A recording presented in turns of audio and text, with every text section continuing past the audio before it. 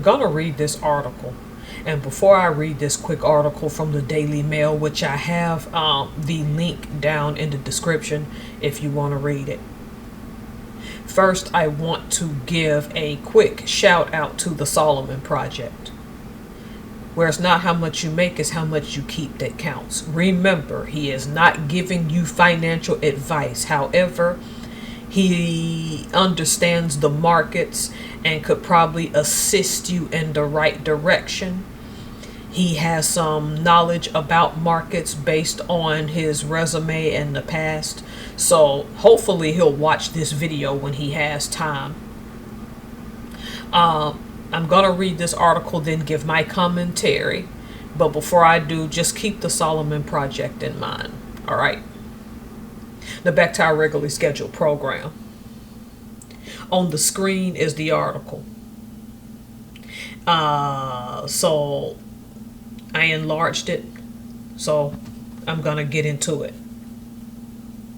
Economists are warning about record levels of fragility amongst the biggest U.S. stocks, signaling a warning for the market as a whole.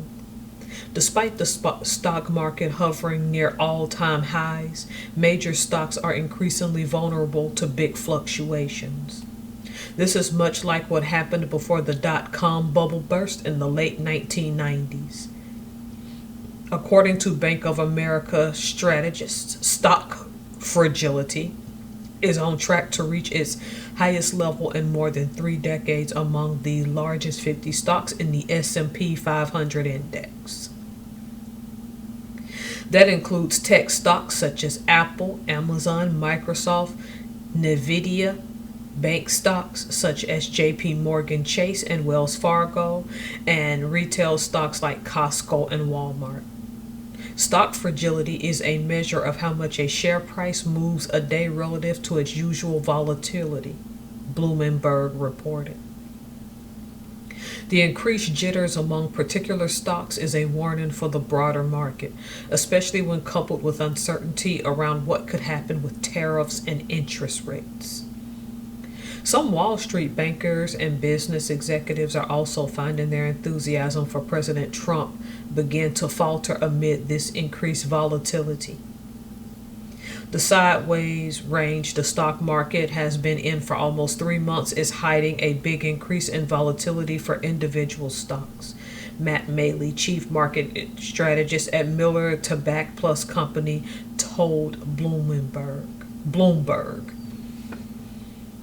When you combine this with higher bond yields and concerns over tariffs, it has created a much higher level of uncertainty and nervousness than we usually see when the market is near an all-time high. Excuse the cough. In January, the emergence of China's DeepSeek artificial intelligence model triggered a major sell-off, with Wall Street dumping $1 trillion of technology stocks in pre-market trading. Chip maker Nvidia, which has benefited from the AI frenzy over the last 18 months, fell as much as 13% as market opened. In a single day, the company shed more than $598 billion in value, the biggest stock drop in history, and CEO Jensen Huang personally saw $21 billion wiped off his net worth. The plunge cost the company the equivalent of value of Netflix market cap or the entire GDP of countries such as Ireland, Sweden, or Belgium. On this day, 70 of the S&P's 500 stocks also experienced fragility elements, meaning they fell or jumped by more than 3 times what they usually move in a single day of trading.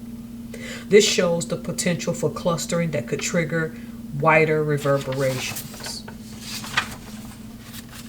DeepSeek showed how a catalyst can get a lot of these things to move in a big way, and we saw similar episodes of clustering in the dot-com bubble. Nitin Saxena, Bank of America head of U.S. equity derivatives research, told Bloomberg. And it is not just tech stocks which are seeing larger moves, with the volatility spilling over into other corners of the market too. Pharmaceutical giant Merck and Company and tobacco company Philip Morris International have experienced the second biggest negative and the second biggest positive moves, respectively, this year so far.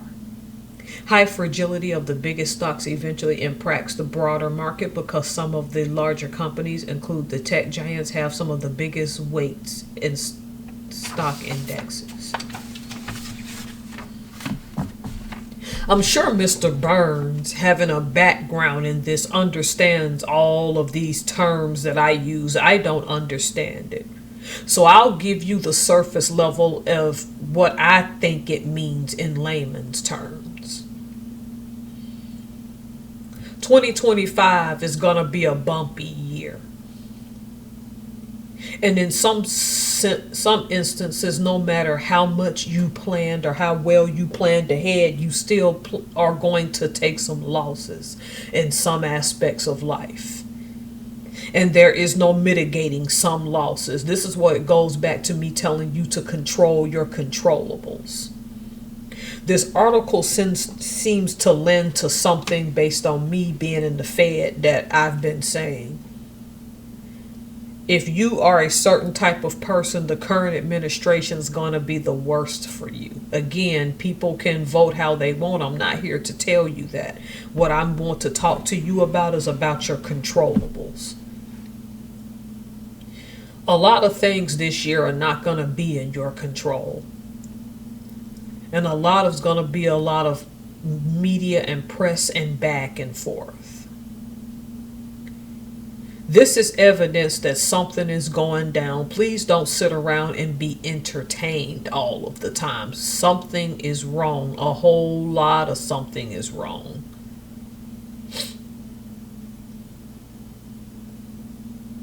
Of course, again, I recorded this because I wanted Mr. Burns to probably expound on it if he could, just a little, though again, he's not giving you all financial advice, and he seemed like the only person that was suited to talk about these things and what they mean. Markets go up and down.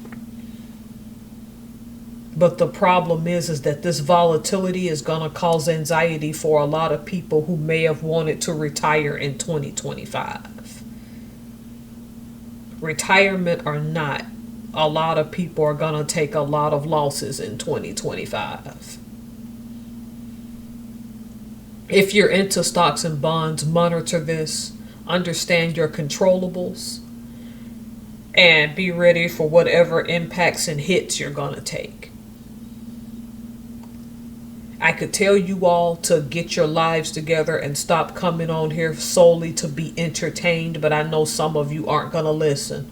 And I get it. YouTube is a great outlet to learn from people and watch channels grow. But what are you going to do in your actual life to help yourself grow? And this is a question I even had to ask myself when growing this soap line. All right. This is going to be a bumpy year. Work on your controllables, and if you care about stocks, keep up with this market, because I have a feeling whatever plans you wanted to make, if it revolved around the markets, this is not going to be a good year. All right, y'all have a good day.